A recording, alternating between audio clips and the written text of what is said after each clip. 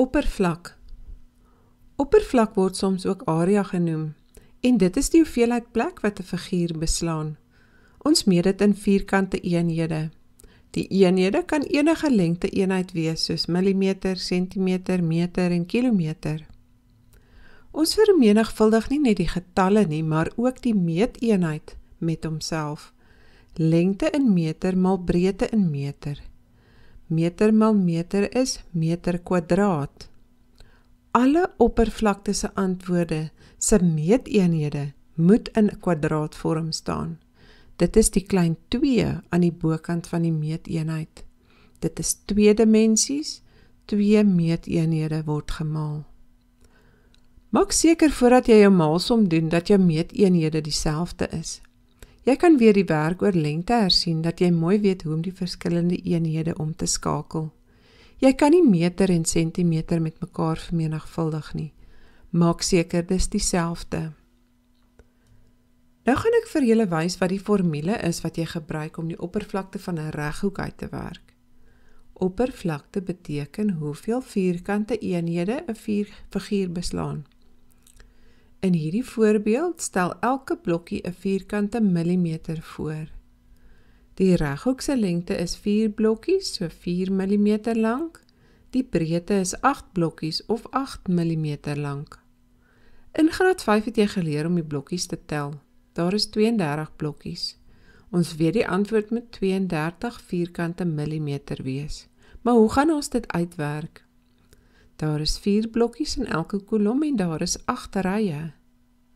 So, om dit uit te werk is 4 mal 8.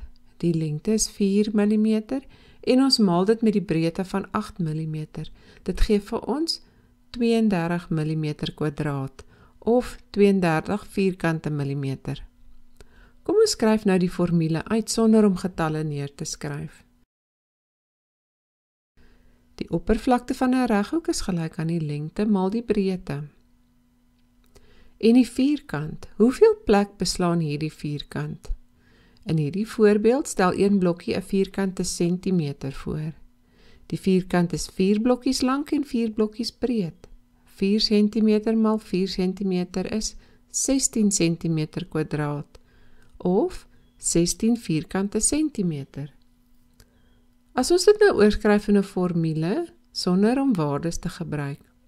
Die oppervlakte van 'n vierkant is gelyk aan die lengte maal die breedte. Maar jy weet 'n vierkant se sye is almal ewe lank, so ons kan sê die breedte is presies dieselfde as die lengte. Sy oppervlakte is gelyk aan die lengte maal die lengte of die lengte kwadraat. Die lengte maal homself.